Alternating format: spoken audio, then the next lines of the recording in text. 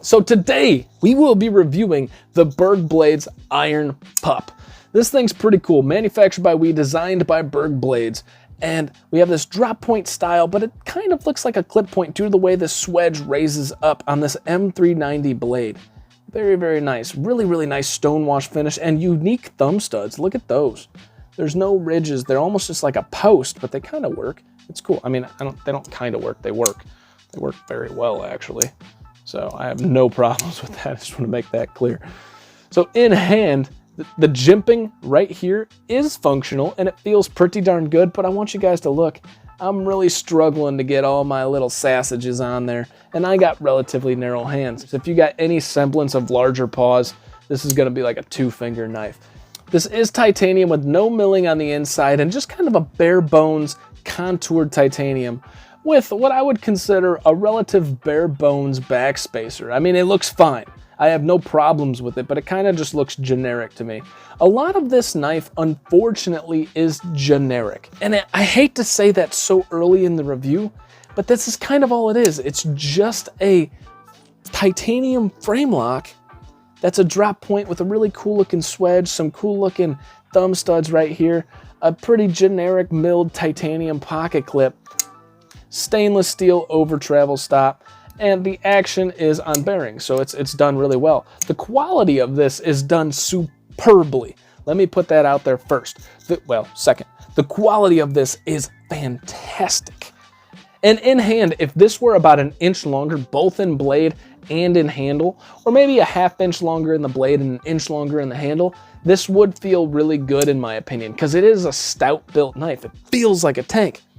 But unfortunately, it's a little bit too short for me to really consider being like, yeah, this is a full-size knife. I think the pivot color hardware with the actual titanium anodization actually looks cool. It's like this dark battle bronze style. And the same aspect on the other side, same thing we got going on there. The rest of the hardware, though, doesn't match. Now, if they would have made it match that bronze, I think that would have been another really nice touch, kind of keeping the same general theme, but they didn't. And I can't complain about it, but because this is generic, I'm finding ways to nitpick more into it. They did do a cutout to access the actual lock bar itself, which is very easy to do. You have no problems doing it. As you can see, I've been screwing around too much with front flippers and I want to go front flip it. I do appreciate that this is not a flipper, I guess. You know, that's one plus. All right, let's get into some specs. The overall length of this bulldog-looking son of a gun is about 6 3/4 inches. Now, I can very distinctly remember reviewing a knife that was around the same size. That is the Quiet Carry Drift, but I didn't complain about that. And look at all the room we have here. Woo, so much room with the Drift, even though it's the same size. That's due to that forward finger choil. Now I get it. I don't know that a finger choil makes sense here. If you would have rounded that off a little bit and taken a little bit more off of the frame, you might have been able to get one in there. I might have a different impression. So the blade stock thickness is coming in at a whopping 155 thousandths, pretty typical of WE. So I'm shooting this again at 20 thousandths behind the edge because I just went on a rant that I'm gonna save for the end of the video. I've been tearing this thing apart and it really doesn't deserve this much criticism. It's a really well-built knife. Oh boy. So height in your pocket is going to be around 1.1. That's pretty good. And overall thickness, it's going to be a relatively thick guy, coming in at about 5.4 inches, which is relatively average, but for a smaller knife, you're seeing 0.5. So it's about 5 thousandths thicker than your normal average knife. Here it is up next to two knives that are pretty similar in size, and that's your Benchmade Bug Out and your Spartan Harsey 3.25 inch. One thing to note is I can definitely get a full grip on the Bug Out, and with the Harsey, I am a little scrunched up, but the way this rocks around is it cups that last finger in a way that it doesn't feel like it's falling off and secures it on. So I definitely think that you can still figure out a way to get that fourth pinky finger on there without sacrificing any more length to the knife itself. A couple more knives in the same size range, and some of my favorites, and that's your QSP Puffin and your Hindra XM18 3-inch. And last, we have your Civivi Conspirator and your Civivi Elementum. So for approximately $300, what were you getting? You're getting an M390 blade that is a really nice stonewash with this cool swedge, really designer-ish on the blade. The blade itself does kind of look stylish. The thumb studs are kind of cool because you don't see that. It's just like an anodized post that goes through there, and I think that's a cool thing. I mean, it's different.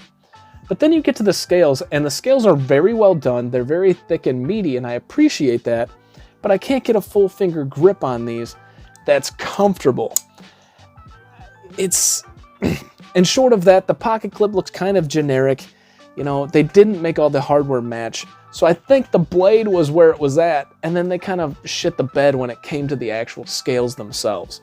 I love how thick and robust these are. I love the contouring. If you would have given me just a little bit more, this would have been great. Can I recommend this knife for $300? That's a very hard question to ask because $300 is a price point that you're starting to see something else other than just flat titanium frame lock M390.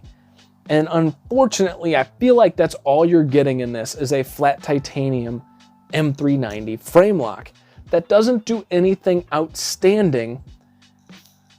And I feel bad because I love Berg Blades, but this one doesn't do anything outstanding to me that should deem it at the $300 price point. More fairly, I think this should be closer to around $240. At $240 to $220, this might make a little bit more sense. And real quick, I don't always say, hey, I wish this was cheaper. Sometimes I do, but in this particular instance, a basic titanium frame lock, I don't think deserves to be around the $300 mark.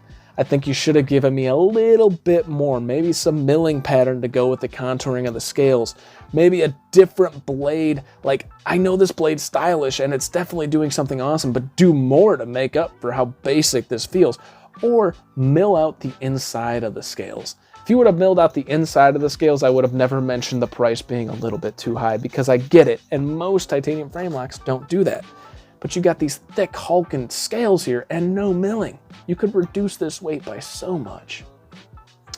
All in all, I don't think I can recommend this at the $300 mark, but that doesn't mean it's not a good knife. It's just that price point alone that keeps me from recommending it, and the fact that I can't really get my full paws on here. I guess I can choke up here, but this, it doesn't feel right, you know? So between not being able to get my full hand on it and the price, I'm not going to be able to say, hey, I think you should go get this.